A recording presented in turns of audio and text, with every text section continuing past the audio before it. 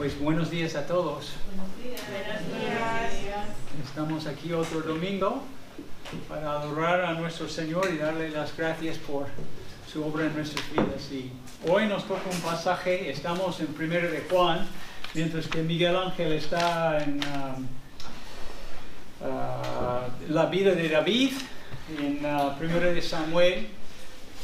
Hasta luego, gracias. Nosotros seguiremos estudiando en 1 de Juan, y yo creo que la mayoría conocéis algo de 1 de Juan, conocéis el autor un poco. Es el autor del Evangelio de Juan y era el hermano de Jacobo,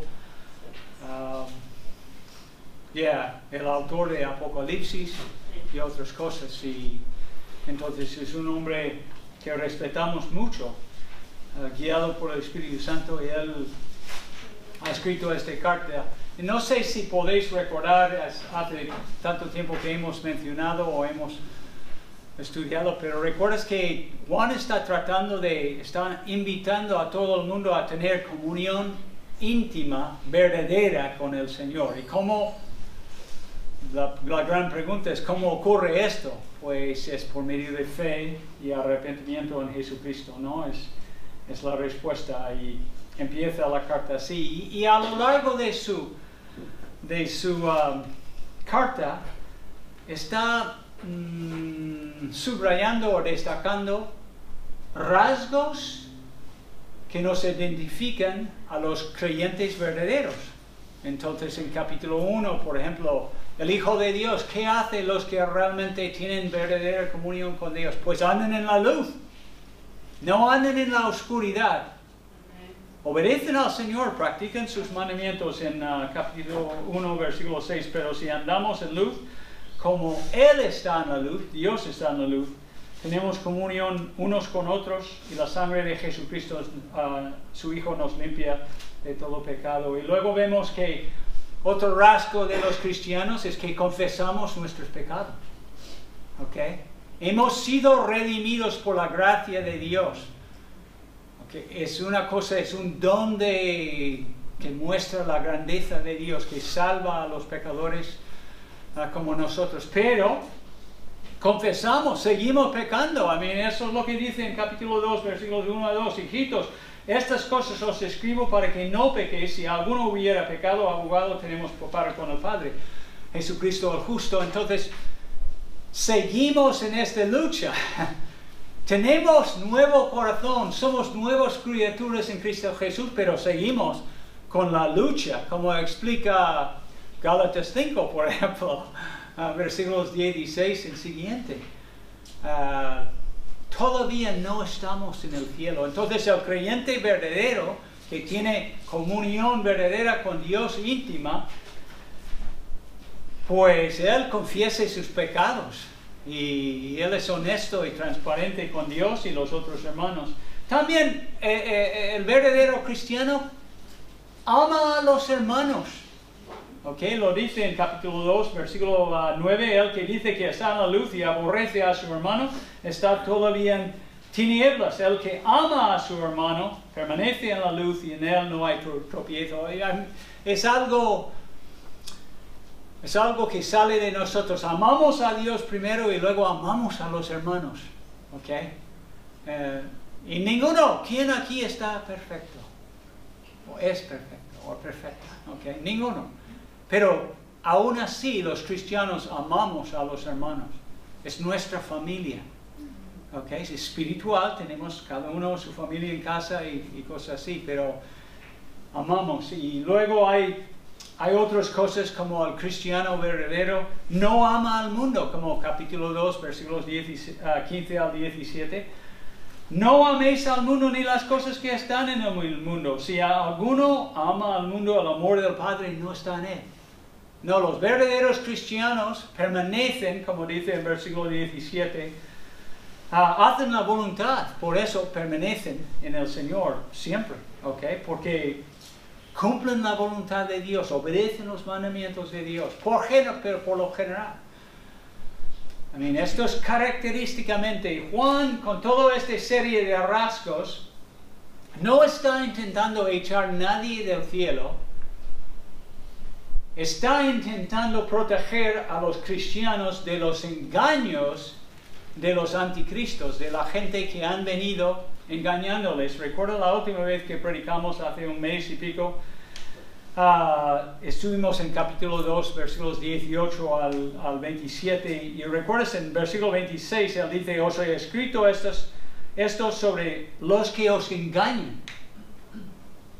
Hay personas que quieren decir muchas cosas, pues no, Dios tiene su sana doctrina y es nosotros que tenemos que cambiar, tenemos que sujetarnos a la revelación de Dios, revelado por el Espíritu Santo en la Biblia.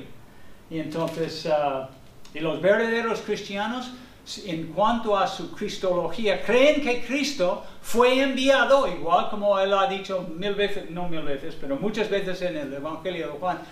Dios Padre envió a su Hijo desde el cielo para rescatar a los pecadores, ¿ok?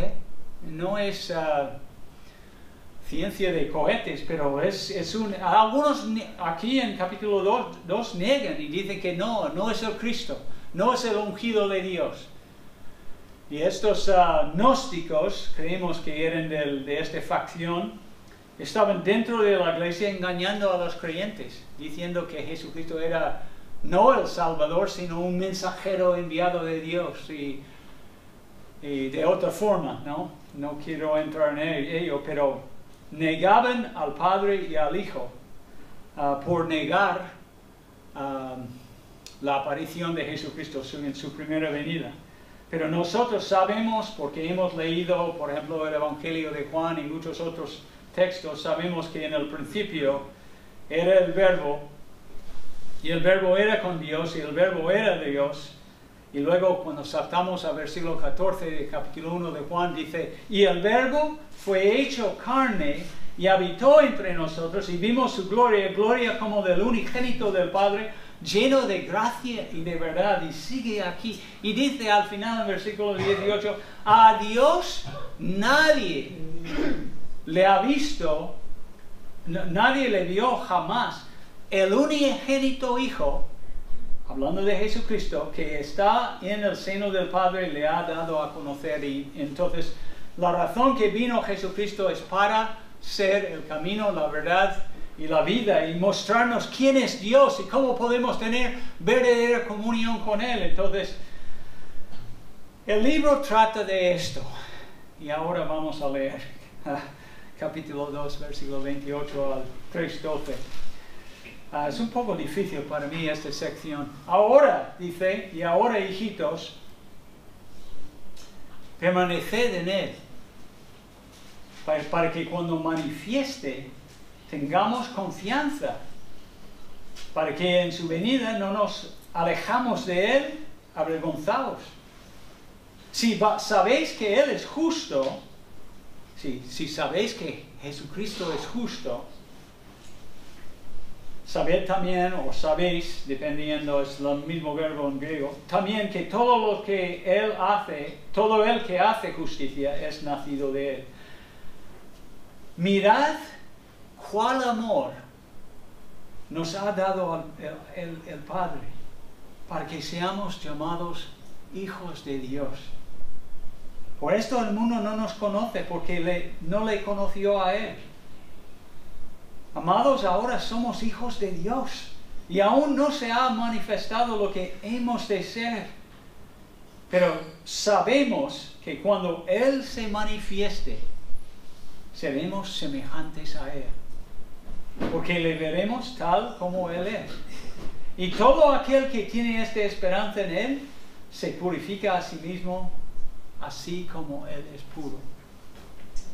Todo aquel que comete pecado infringe también la ley, pues el pecado es infracción de la ley. Y sabéis que Él apareció para quitar nuestros pecados. Y no hay pecado en Él, en Cristo, no. Todo aquel que permanece en Él no peca. Todo aquel que peca no le ha visto ni le ha conocido. Hijitos, nadie os engaña. El que hace justicia es justo, como Él, como Cristo es justo. El que practica el pecado es del diablo, porque el diablo peca desde el principio. Para esto apareció el Hijo de Dios, para deshacer las obras del diablo, el pecado, la muerte y todo esto. Todo aquel que es nacido de Dios no practica el pecado, porque la simiente de Dios permanece en él y no puede pecar, porque es nacido de él, es porque es nacido de Dios. En esto se manifiestan los hijos de Dios y los hijos del diablo. Todo aquel que no hace justicia, todo aquel que no hace justicia y que no ama a su hermano, no es de Dios. Porque este es el mensaje que habéis oído desde el principio, que nos amemos unos a otros. No como Caín, que era del maligno y mató a su hermano. ¿Y por qué causa le mató? Porque sus obras eran malas y las de su hermano justas. Padre Celestial, guíanos en tu palabra hoy. Ayúdanos a entender las partes importantes de tu verdad, Señor, para la gloria y el honor de Jesucristo, y lo oramos, lo pedimos en su nombre. Amén. Pues muy bien, entonces yo he puesto como creciendo en la santidad o creciendo en la pureza. Realmente el pasaje, siempre se me olvida, trata de dos tipos de personas, ¿no?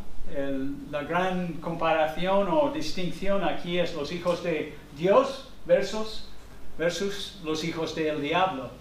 Y vemos que si quieres saber lo que es un hijo de Dios, pues es algo que ha sido nacido de Él. 2:29.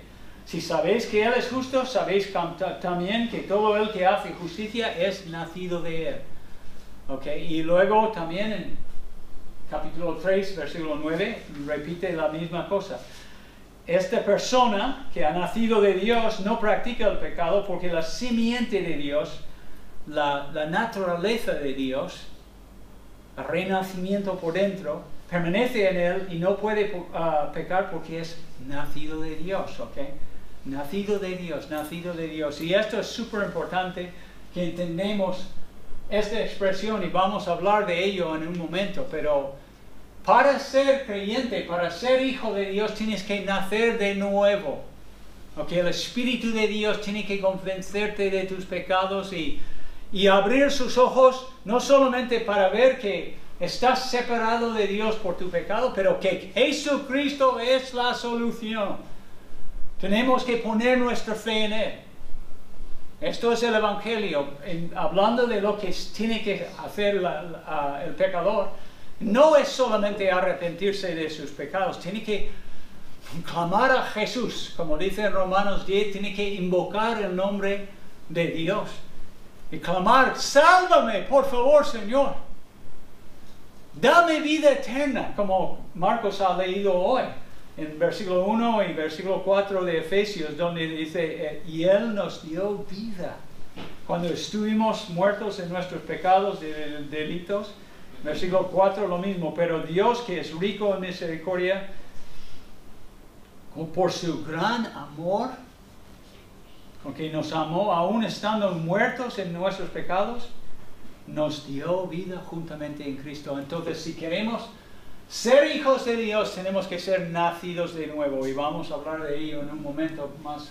Obviamente los hijos del diablo no tienen, la palabra en versículo 9 es esperma, la semilla, ¿no? El simiente, no lo tienen de Dios. No, porque el Espíritu de Dios no les ha regenerado espiritualmente, tampoco vive en ellos. Entonces están en esta clase de personas que se llaman perdidos, ¿okay? En la perdición, no conocen a Dios. Y luego vemos que ellos, los creyentes, los hijos de Dios, permanecen en Cristo. ¿Qué significa eso? Bueno, tiene que ver con obedecer, aquí en este contexto y en muchos otros contextos. Permanecer en Cristo es obedecer a Cristo. Es amarle tanto, tú dices, voy a hacer lo que Él manda. El verdadero creyente, el que tiene comunión con Dios, obedece a Dios. ¿Perfectamente? No.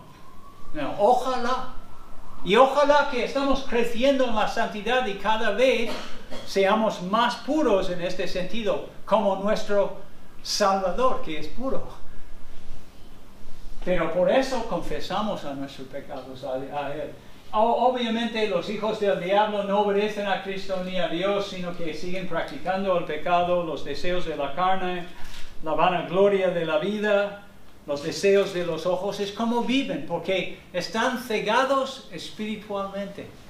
Y tú ves esto en un sentido en... ¿cuál versículo sería? No lo veo ahora.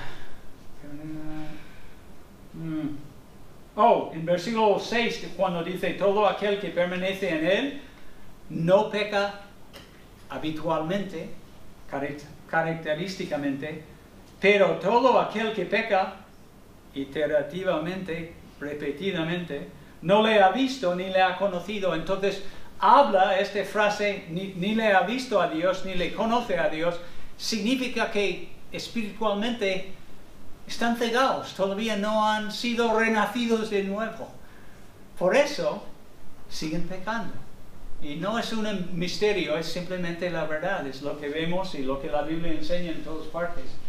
Y luego vemos que los hijos de Dios hacen justicia y por esto son justos. No es al revés, no somos justos. No está lo que quiero decir aquí en Juan. Juan está hablando de la justicia práctica, no está hablando de la justificación tanto como en Romanos, donde legalmente refiere como hemos sido en un tribunal justificados por Dios y toda la justicia de Dios ha sido acreditado a nuestra cuenta. No, él lo que está diciendo es que el Hijo de Dios, la persona que ha sido renacido de nuevo, practica la justicia, ¿ok? Por eso es justo. Y no puede practicar habitualmente el pecado. No. El Hijo de Dios, su conciencia, el Espíritu que vive dentro de él, el mismo naturaleza,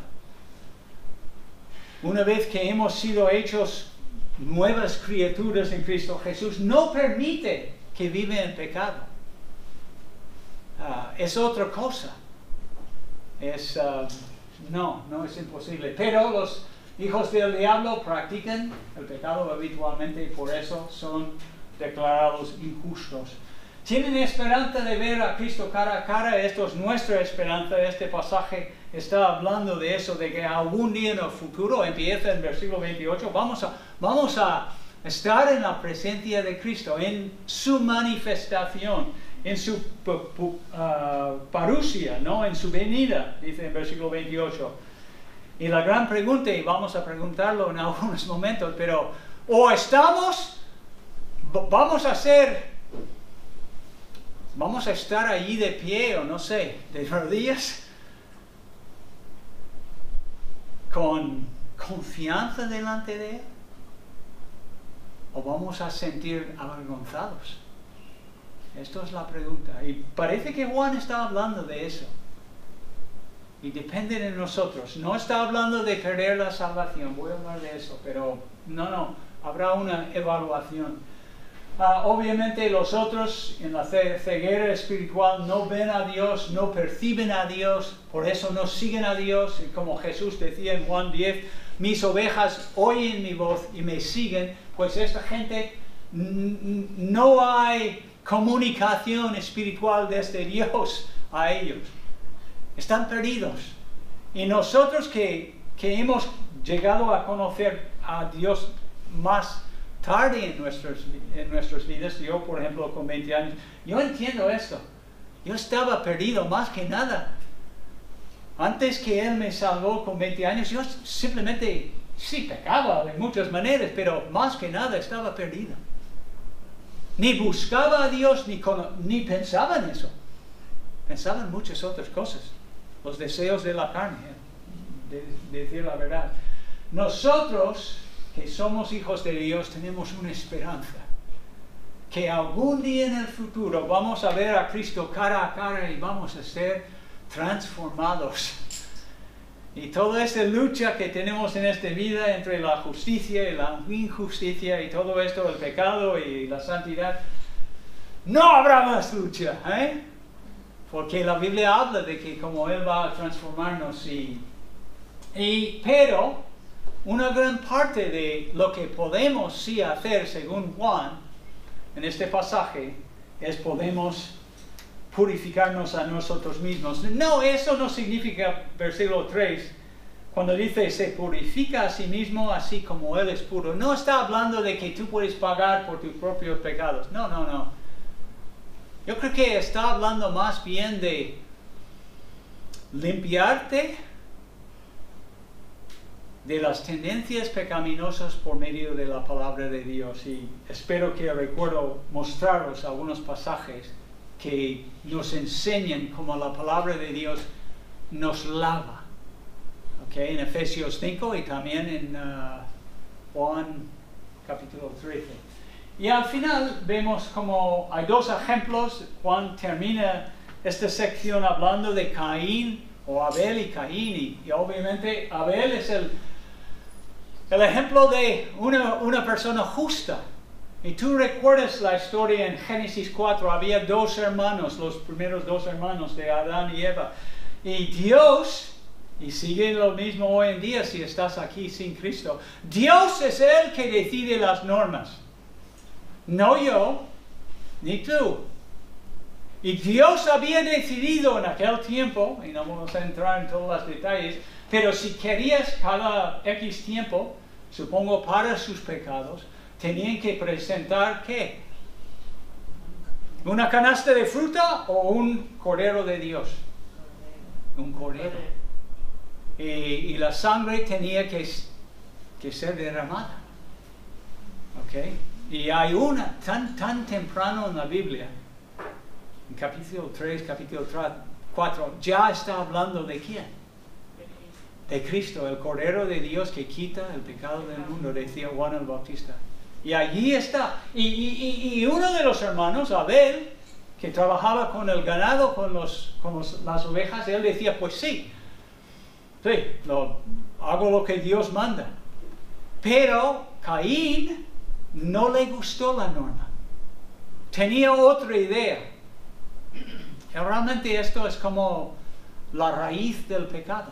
Y en un momento de su vida, y podemos, dice que su semblante cayó, estaba enfadado y Dios estaba avisándole de lo que iba a suceder, de que el pecado estaba a la puerta de su vida y el pecado quería comerle realmente. Y la solución era que él tenía que arrepentirse y decir, oh, estoy equivocado, Dios tiene razón, voy a ir en la dirección que Dios manda, pero no lo hizo. Se enfadó y decidió al final en su cólera, en su ira, a matar a su hermano. Y esto es un ejemplo de uno que es justo y uno que es injusto. Y es una historia terrible para mí. Pues, ¿quién pertenece a la familia de Dios? Muchos de vosotros sabéis muy bien, pero la Biblia dice en el Evangelio de Juan, capítulo 1, habla de nacer de nuevo, ¿no? Pero a todos los que... Tú recuerdas que dice, justo antes de esto, en versículo 11, que Jesucristo vino a los suyos y los suyos no, rehusaron recibirle. Los fariseos, los saduceos, los herodianos y los líderes religiosos de Israel no le reconocieron a él como el Mesías enviado desde el cielo. No, no, para nada. Por eso le mataron. Pero los que sí creyeron en él, recibieron a él, recibieron su mensaje, su carácter, su nombre, les dio derecho de llegar a ser hijos de Dios. Es decir, a los que creen en su nombre, que empezaron a creer, sí es el Mesías. Y nosotros podemos recordar de los evangelios, mucha gente empezaron a creer en él. Cuando el carcelero de Hechos 16 clamó a Pablo y Silas y decía a ellos, ¿qué debo hacer para ser salvo, para tener la vida eterna? ¿Qué tengo que hacer? ¿Qué era la respuesta? La respuesta. Ellos dijeron, cree en el Señor Jesucristo y serás salvo. Tú y tu casa. Es lo que pon tu fe en Él. Solamente en Él. Él es el Salvador. Él salva a los pecadores. Aquí hay muchos ejemplos en los evangelios. Pero para ser miembro de la familia de Dios, la frase aquí en 1 de Juan, capítulo 2 y 3 es nacido de Dios. Para ser un hijo de Dios, primero tienes que nacer. Todos vosotros venís de familias, habéis nacido físicamente y tus familias estaban muy felices. Para llegar a ser miembro de la familia de Dios, la familia espiritual de Jesucristo, tienes que renacer de nuevo. Y en Juan capítulo 3 habla justo de esto con Nicodemo. Tú recuerdas la conversación. Nicodemo fue a visitar a Jesús por la noche. Y tenía inquietudes espirituales y empieza a decir cosas, Rabí, sabemos que has venido de Dios como maestro, porque nadie puede hacer estas señales que tú haces si no está con Dios con él.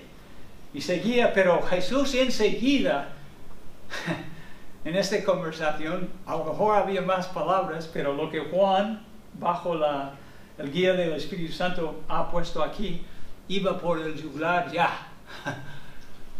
Y en versículo 3 dice a Nicodemo, de cierto, amén, amén, te digo, que el que no naciere de nuevo, no puede ver el reino de Dios. Que el que no naciere de arriba, que el que no experimenta un nuevo nacimiento, se llama, muchas veces lo llamamos, es de griego, pero es regeneración. Es nacer de nuevo, ¿ok? Es eso, regeneración. Y eso solamente los que creen en Jesucristo se convierten en hijos de Dios. Y ellos han sido, antes de esto, nacidos de nuevo. Es una transacción espiritual y podemos pasar todo el tiempo hablando de ello, pero esto es lo que él dice aquí en versículo 29. Todo el que hace justicia es nacido de él. Ha sido hecho nueva criatura en Cristo Jesús y pertenece a la familia de Dios. Entonces, por práctica, por hábito, no peca. Esto no es su perspectiva de la vida. No va pensando en el pecado.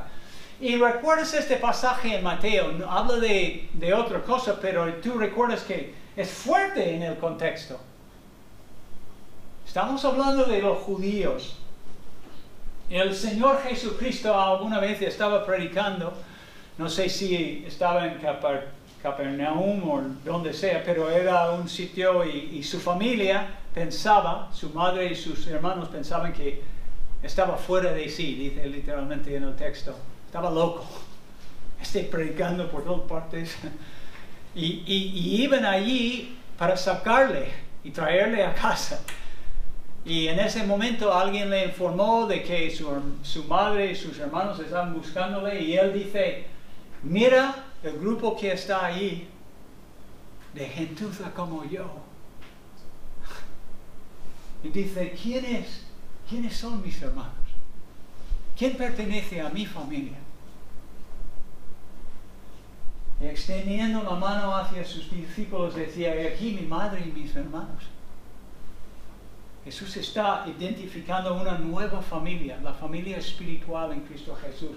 Porque cualquiera que hace la voluntad de mi Padre, que está en los cielos, ese es mi hermano, y mi hermana, y mi madre. No, esto es muy fuerte. Muchos de nosotros venimos de familias donde hemos tenido que ponernos firmes con nuestros familiares. El día que me bautizaron de 20 años, o no sé cuántos años, yo creo que todavía tenía 20 cuando me bautizaron en mi iglesia, en la iglesia allí en Caldwell, Idaho. Ninguno de mis familiares vinieron. Ni mi padre, ni mi madre, ni mis hermanos, nadie. Porque esto de nacer de nuevo es fuerte.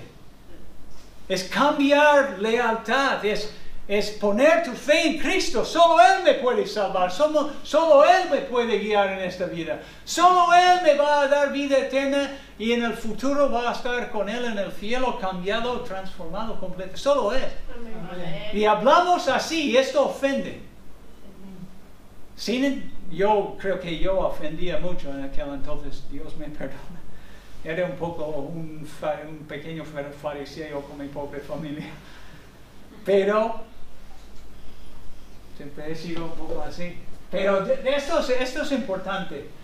Ser miembro de la familia de Dios es un asunto de fe, de creer solamente en Jesucristo. Él es el único Salvador.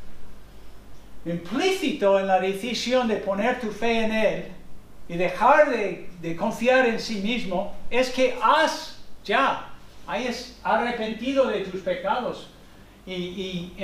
A mí me gusta la manera en que Pablo lo pone en Hechos 20. Está con los ancianos de Éfeso y él dice esto, explicando cómo enseñaba a ellos, y simplemente dice eso de paso, testificaba a judíos y gentiles acerca del arrepentimiento para con Dios y de la fe en nuestro Señor Jesucristo. ¿Ok?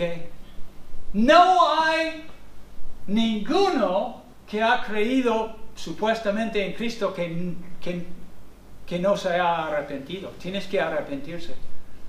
La única manera que alguien, como en Romanos 10, clama a Cristo y dice, sálvame Dios, invoca el nombre de Dios, es porque ha dado cuenta que es pecador y creen en su corazón que Dios levantó de los muertos. La única razón que hace eso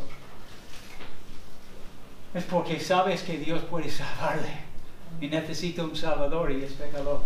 El creyente verdadero practica la justicia, o cumple la voluntad de Dios, como tú quieres decirlo, y los hijos de Dios obedecen los mandamientos de Cristo. Ese es quizás el punto principal que quería transmitir el apóstol Juan en esta sección.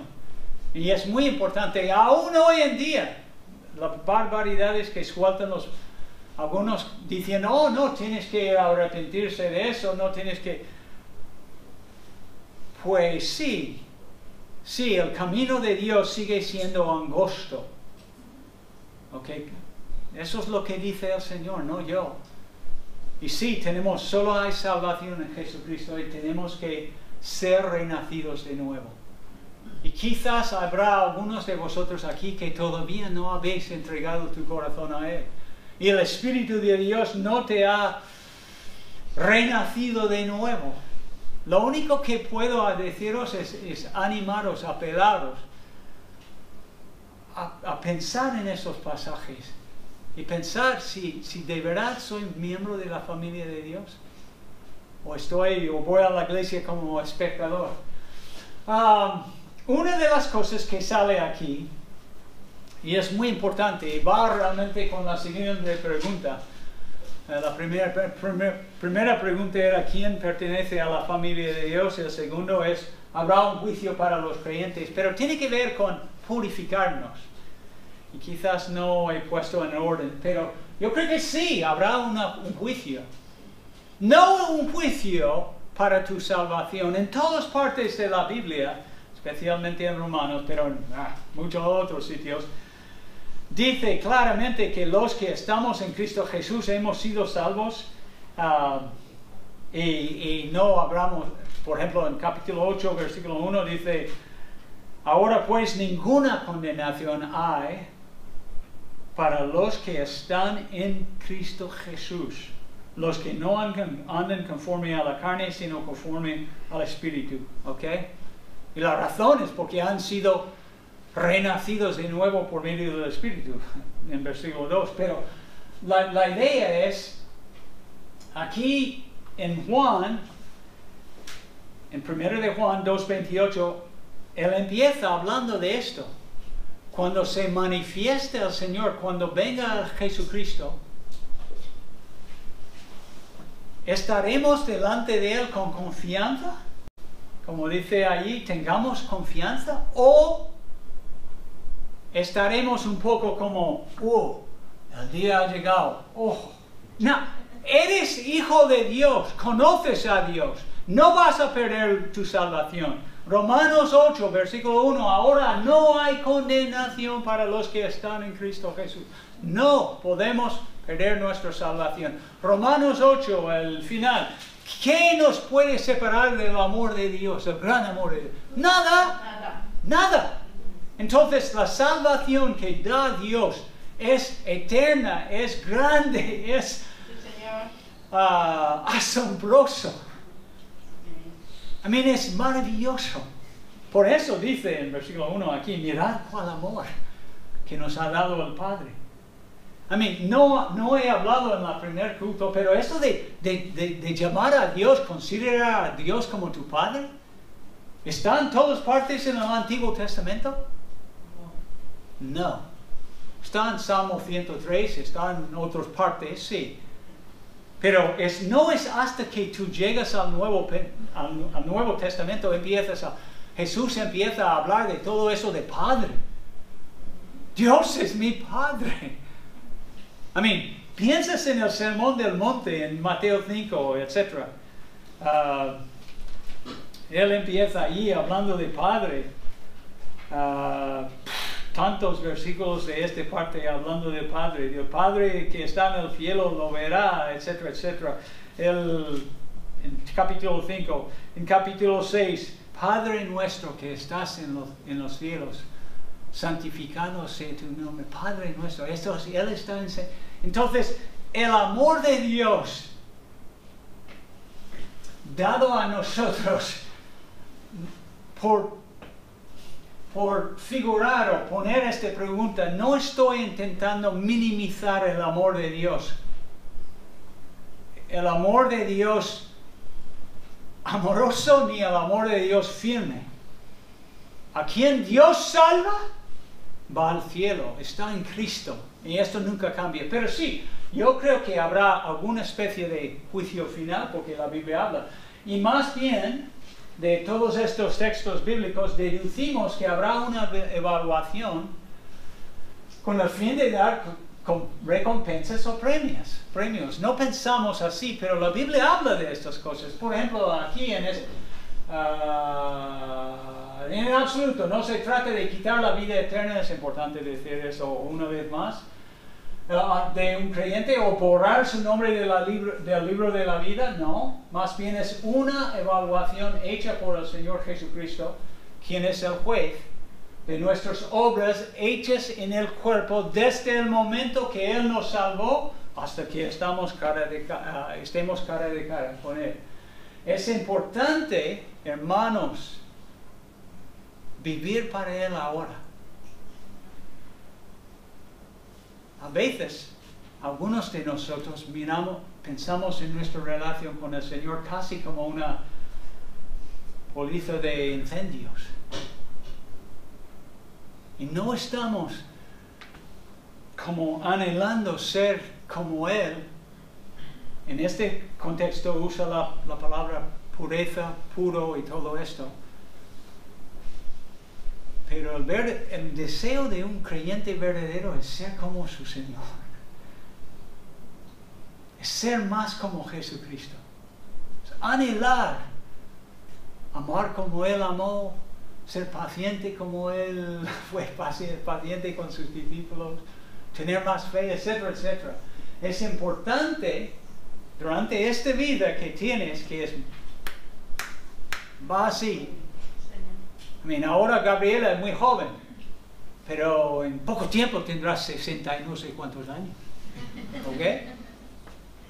Es como es para todos. Pero debemos ser buenos mayordomos de la gran salvación dada gratuitamente y amorosamente por Dios. Esto es lo que creo que Juan está intentando inculcar en las mentes de los hermanos.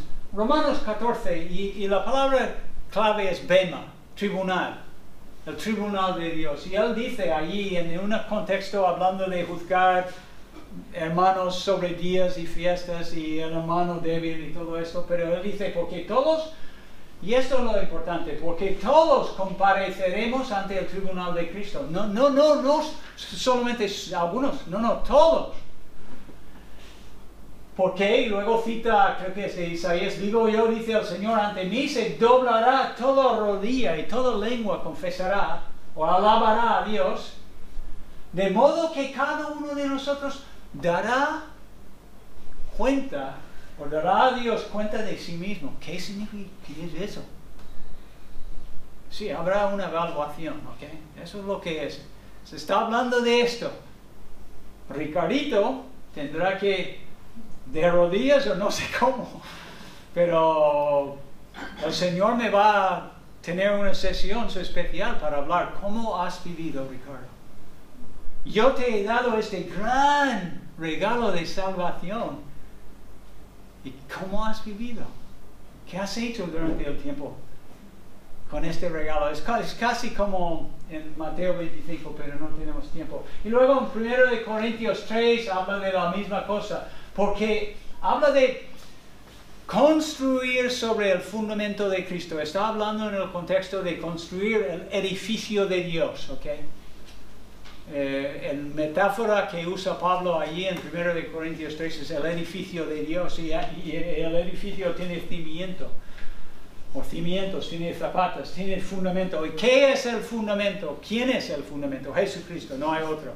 Pero dice, ahora bien, si sobre este fundamento alguno edifica con oro, plata, piedras preciosas, y veis la distinción, y luego madera, heno, paja, la obra de cada uno se hará evidente, porque el día la dará a conocer, pues con fuego será revelado, el fuego mismo probará la calidad de la obra de cada uno.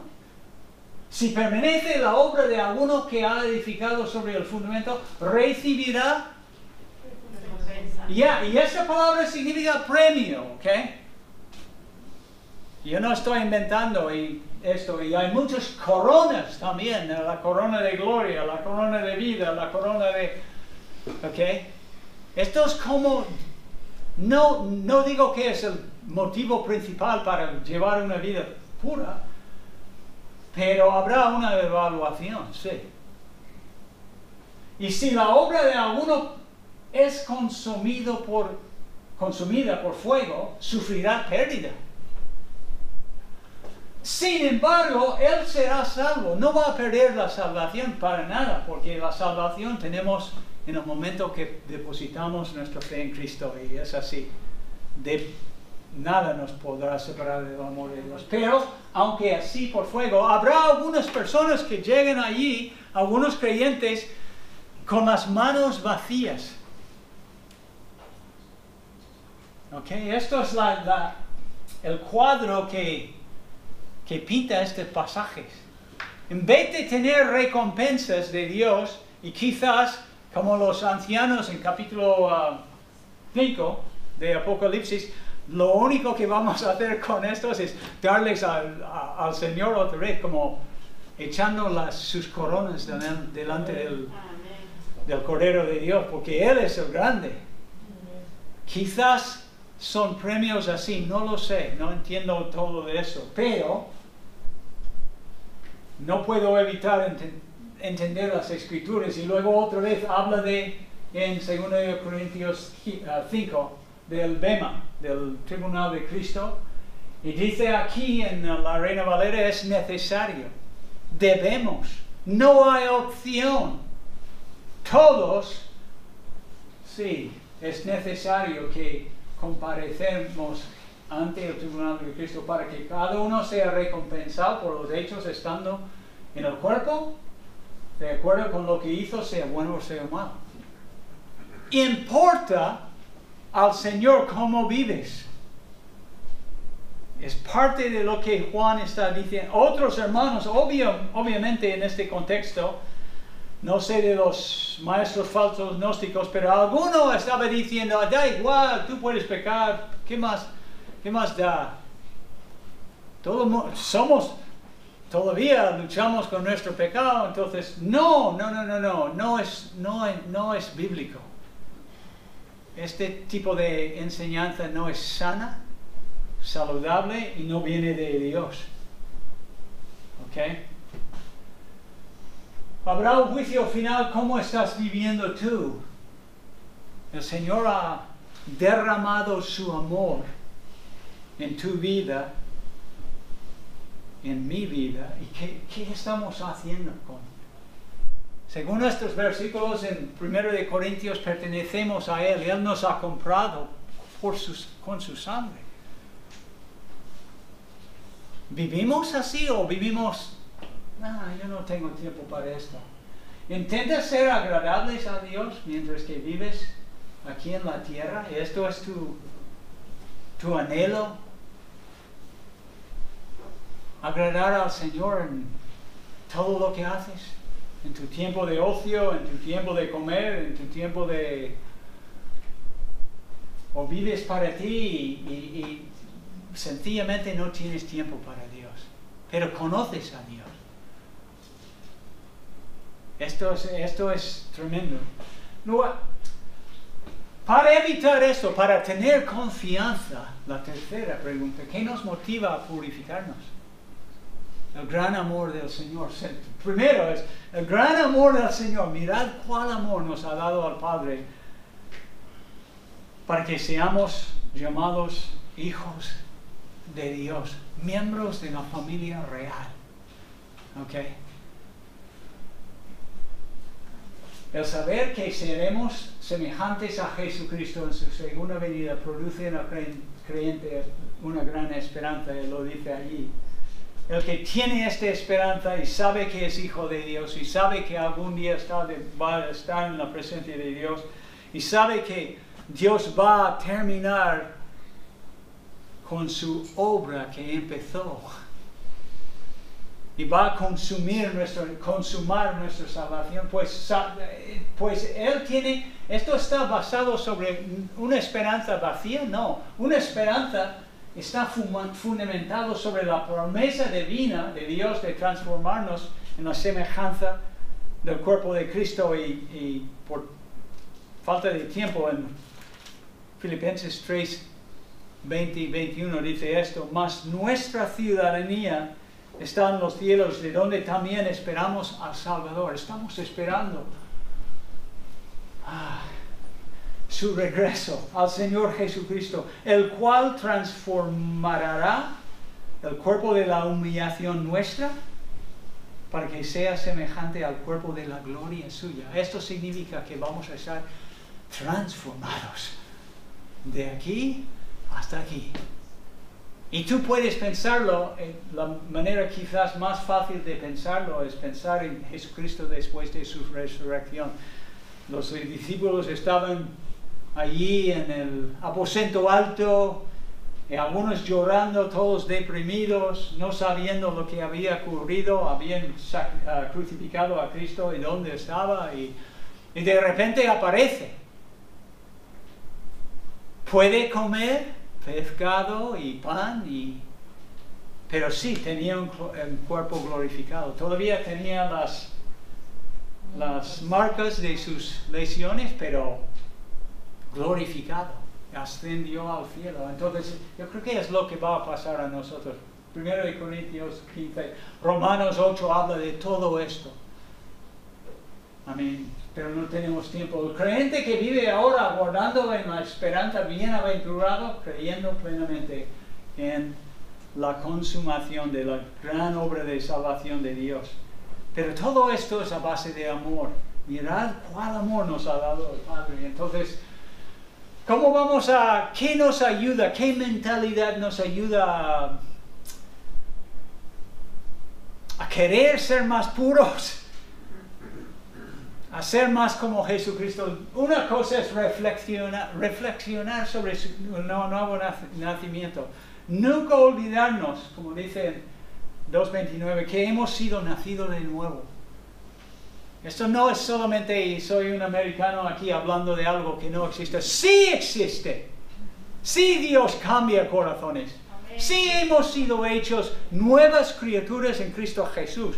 He aquí las cosas viejas pasaron y todos son hechas nuevas. Esto me sucedió a mí y a ti también. ¿Ok? Y debemos reflexionarnos en eso y pensarlo. Debemos meditar sobre el gran amor que Dios nos ha dado en Cristo Jesús. Es como Marcos ha dicho, es impresionante, es que es asombroso, maravilloso, insondable. Pablo dice en Romanos 11, no tiene palabras para... Él dice, oh profundidad de las riquezas de la sabiduría y de la ciencia de Dios, cuán insondables son sus juicios e inescrutables sus caminos. Estaba hablando de la grandeza del Señor y su plan redentor, pero su amor es parte de esto. Y debemos reflejarnos, gente como yo especialmente. Dios nos ama mucho, te ama a ti mucho. Mucho, mucho. Él te ama más que tú amas a ti mismo. Si eres creyente, es así. Pensar en el gran privilegio de ser hijo de Dios. Aquí en España no estamos muy apreciados. ¿Y qué?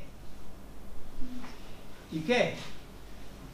Gente como nosotros mataron en otro tiempo. Y debemos entender el propósito santificador del Señor Jesús en su primera venida. Dice claramente aquí en nuestro texto, en 1 de Juan, en versículo 5 de capítulo 3, sabéis que Él apareció para quitar nuestros pecados. Nadie debería pensar que eso de pecar es normal para un cristiano. No, no, no.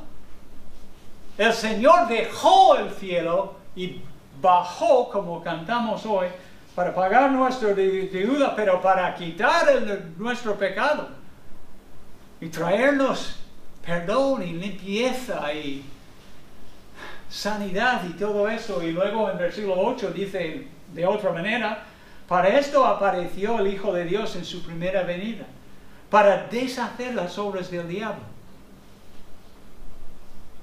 En vez de estar separados de Dios y esclavizados al pecado y yendo hacia una muerte eterna, Dios en su misericordia ha enviado a su Hijo. Y no debemos pensar en esas cosas.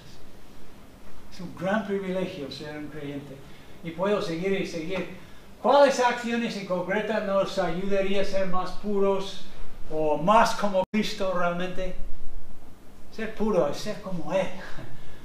Nuestro crecimiento en la pureza o la santidad tiene mucho que ver con estos elementos. Siempre estoy hablando de es la palabra de Dios inspirado por el Espíritu Santo. Este libro es palabra viva. Y es pan para el cristiano, es nuestra sustancia, es lo que... Y tenemos que comerlo, y tenemos que digerirlo, ingerirlo. Esto. Jesús decía en Juan 17:17, santifícalos en la verdad, tu palabra es verdad. Y iba a decir, esto es lo que hace. La palabra de Dios nos limpia. Okay, es un factor y lo vemos en estos pasajes, no voy a mencionarlos ahora, pero es cómo funciona. El marido está mandado por Dios a amar a su mujer y luego enseñarle la palabra, como en Efesios 5, lo pone tal cual por la palabra. Y esto es lo que hace la palabra en nuestras vidas. Él dice aquí para santificarla, habiéndola purificado en el lavamiento del agua por la palabra. Entonces, esto y el Espíritu Santo, si la palabra es el instrumento, el Espíritu Santo es el agente de Dios, la tercera persona de la Trinidad, que cogió el relevo de Jesucristo, el testigo de Jesucristo, y está siguiendo la obra santificadora en nuestra vida. Si queremos ser más como Cristo, tenemos que desarrollar, ser más sensibles a Él. y anhelar su poder en nuestra vida, su presencia, su amor y todo esto. Y al final, algo tan sencillo pero tan importante es orar. Jesús decía a sus discípulos en Mateo 26, justo en el jardín de Getsemaní, cuando estaba ahí orando por la última vez antes de ser crucificado, decía a sus discípulos: velad y orad para que no entréis en tentación. El espíritu a la verdad está dispuesto, pero la carne es débil. Muchas veces, para crecer es orar, admitir tu debilidad, humillarnos y decir: Señor, soy tan débil a veces, perdóname, ayúdame, Señor, por medio de tu palabra y tu espíritu a crecer en la pureza, a ser más como Jesucristo. ¿Cuáles acciones diarias? Preséntate a Dios cada día. Romanos 12:1. Confesar tu pecado, ser honesto con Dios. No usa eufemismos, no. Reconocer la justicia perfecta dada gratuitamente por medio de la muerte y la resurrección de Jesucristo. Y renovar tu mente con la palabra todo el tiempo. En vez de estar conformados al mundo, debemos renovar el coco por medio de la palabra de Dios. Y eso es algunas de las cosas de este pasaje. Lo que me anima más que nada es el gran amor del Señor, ¿no? Que Él nos ama. Y su amor debería motivarnos a purificarnos. Porque tenemos esperanza que algún día vamos a estar en su presencia. Y a mí me gustaría la idea de presentarle algo. Yo no sé qué es. Yo soy una persona súper sencilla, pero quiero animaros a vivir para la gloria y la honra de Jesucristo en los días que te quedan. ¿Vale? Oremos. Padre Celestial, te damos gracias por tu gran amor. Es que cada domingo estamos hablando de tu amor y de tu misericordia. Y sabemos, Señor, que vamos a pasar por algún momento de evaluación en el futuro y nos da a veces inquietud. Nos asustas. Y esto es bueno.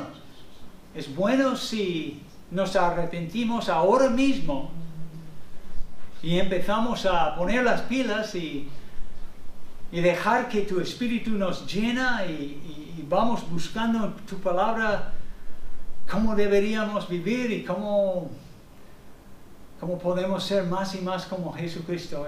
Y esto es mi oración por mis hermanos hoy, Señor. Ayuda a cada uno. Son hijos tuyos, Señor, hijas tuyas. Son preciosos para ti y representan mucho. Ayuda a cada uno de ellos a purificarse a más y más en esta vida. Y no depende, no simplemente ponerlo en piloto automático y vivir como casi sin pensar, pensando en su salvación como una póliza de incendios o algo así.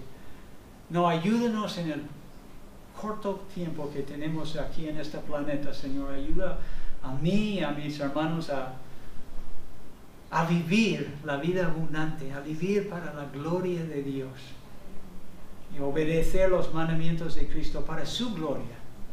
Te lo pido en el nombre de Jesús. Amén. Y daos en paz.